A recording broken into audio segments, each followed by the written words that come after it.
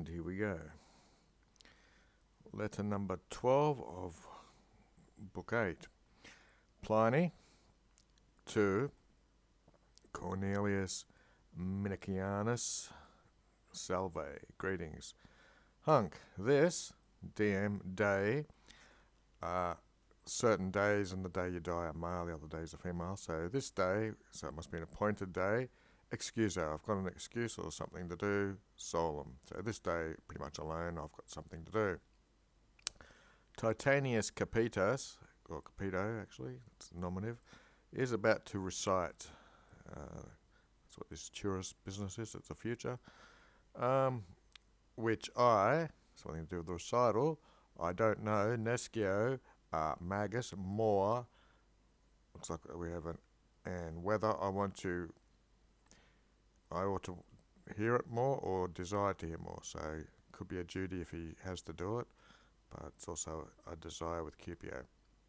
So on this day, he's doing something. Titanus Capito is reciting something, and he's not sure whether he ought to do it or whether he desires it more. That's what the Magus bit is. The vir is Optimus. Optimus is used when someone doesn't usually have a title, like an emperor would be an emperor or someone would be a general. But if it's just a good person in general, usually he's an Optimus guy. He's a great fellow or a good person. And inter, that's a preposition, the ornamenta praequipa, means the special ornaments or decorations, split with a genitive of our age, numerandus. He should be counted. If it was going to put who was doing the counting, it would be in the dative. So he's a great man, and he should be counted amongst some of the outstanding lights of our age, or gentlemen. He collets, so he cultivates or praises studia, studium's a neuter. So studious things, literary works, and he amets, he loves the studiosus, those people who are enthusiastic, filled with zeal for studies, and he favorites. We have a couple of verbs next to each other, so he loves and he favours or helps, and he provehits, he carries them or supports them. Multorum qui, so the qui would be who, a component, these who are making something, and these genitives don't really come off too good in English, but so it's many people who are composing things. It looks like he's a port or a harbour for them.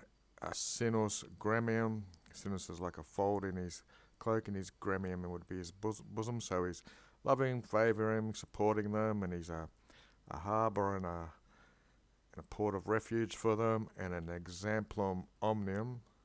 Again, this genitive is probably best put as a dative in English. He's an example for all people or something. Ipsarum denique litarum, and of letters themselves, or writing in these creative arts, which are senescentium. In their old age, these arts of letters are seen to be fading out from the public. He's a reductor, he's bringing back letters and all this studiousness of writing, and a reformator, so he's even a reformer of writing letters. Part 2 of the letter, domum suum, it's accusative, so he praebets, he offers his own house to the datives, to people having recitals, the recitantibus people, and auditoriums, which are not a pud se, not amongst his own house, tantum benignate mira free. So he frequents auditoriums which are not at his house, with a lot of kindness, which is the benedictate, and it's mirror, so it's surprisingly. So it looks like he goes to other people's recitals. And mihi, to me, certe certainly, si modo, if only in the herb, so if he's in the city, he numquam, he never defuits, he's never lacking there. So when Pliny's having his own recitals, if Titanus Capito is in the city, he's never absent. Defuit's a bit like absum. So there's recitals at his house for other people, and he goes and visits other people, and he pays attention to Pliny when he's in Rome. Porro, something like furthermore, tanto, be so much terpius. This is a comparative. It's so much more disgraceful not to refer gratiam, which is thanks. Now here we go. We have tanto, quanto as correlatives, which are taking these comparatives. Honestio is another comparative.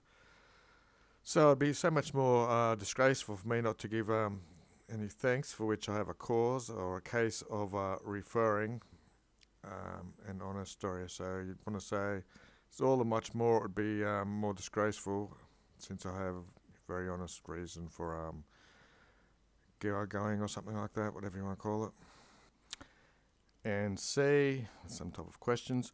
Or if tenere, this is the passive, if I should be held in some litigibus, in some sort of litigations, should I credam? Should I believe myself, esse to be obstrictum or tied to him who, in the dative, obiunted, who underwent my vademonia, which is his bail or the cost that was set if he didn't show up in court. And now, because mihi to me, omni negotium, E again because it's neuter, all businesses, and looks like omne cure, all his cares and all his business are in his studies, which would be literature. Should he be minus obligor? Should he be obligated less to someone who has celebrated or frequented him with such sedulousness?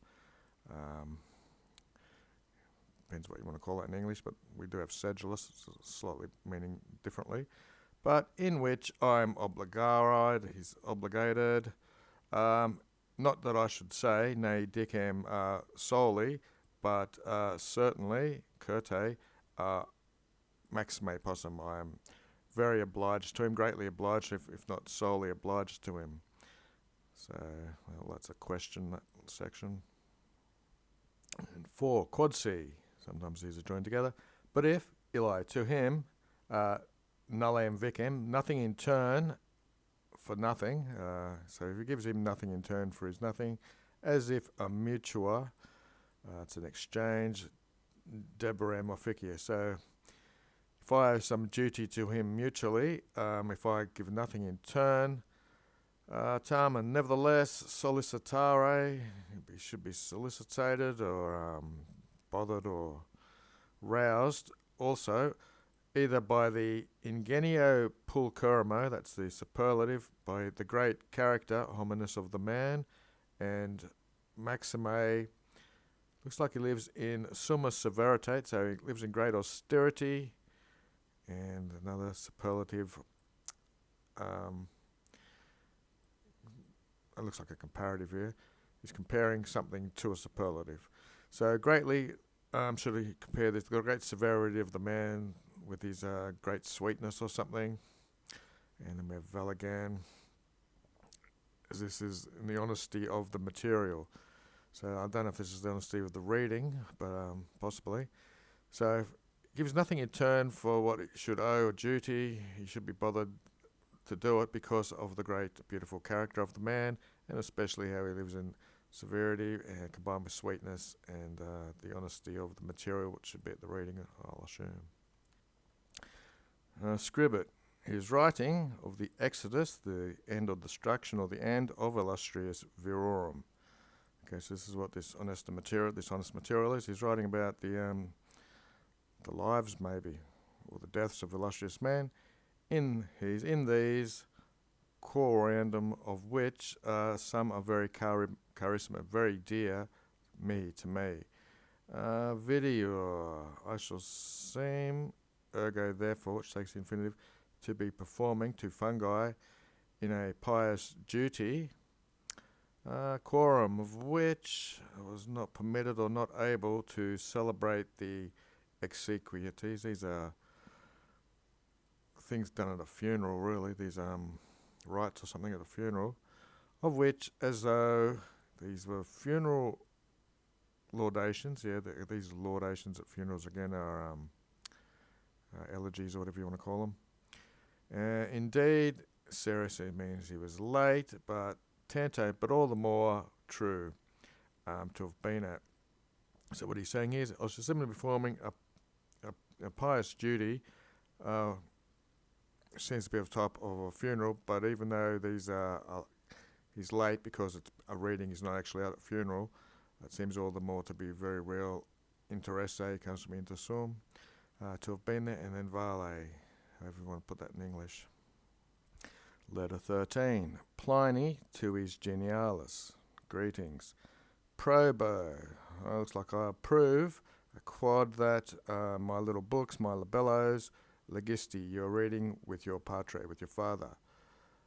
This should pertain to your perfectum, let's say your completion or your education, so it's pertinent to you in learning things. Here we go, disgrade, to learn.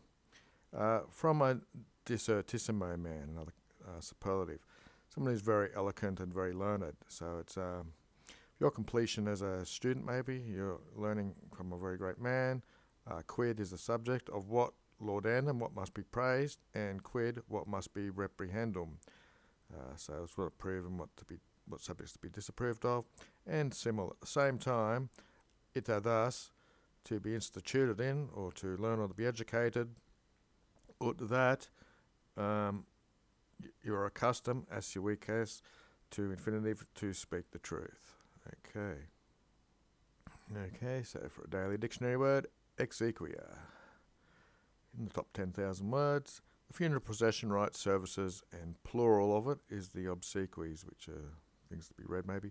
And we have ire. To go to exequies is to attend a funeral in ecclesiastic and biblical and religious functions.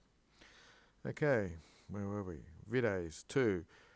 You'll see whom to sequi, who to follow, and quis, of who, debias you ought to implere, fill in their vestiges, in their footprints. So you see who to follow and how you ought to step in their footprints, basically. End to end at O. O is the same in English. Sometimes you put a H after it. O te beatem. O you. You're blessed, basically.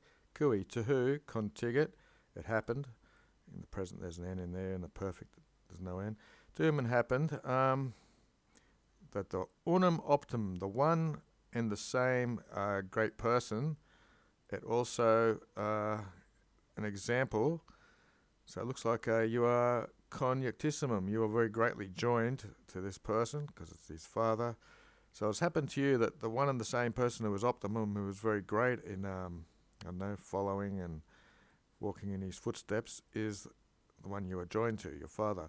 Who deniqui, finally, or in short, Habes, you have him potissimum, very preferably, or you're very able to imitate tandem, that's a gerund, so you can imitate him, and to who nature has voluted, has wanted you to be another superlative, very, very similar to, by your genes, etc., though they didn't know about genes. Nature's wanted you to be very similar to him, and you have him to imitate and follow.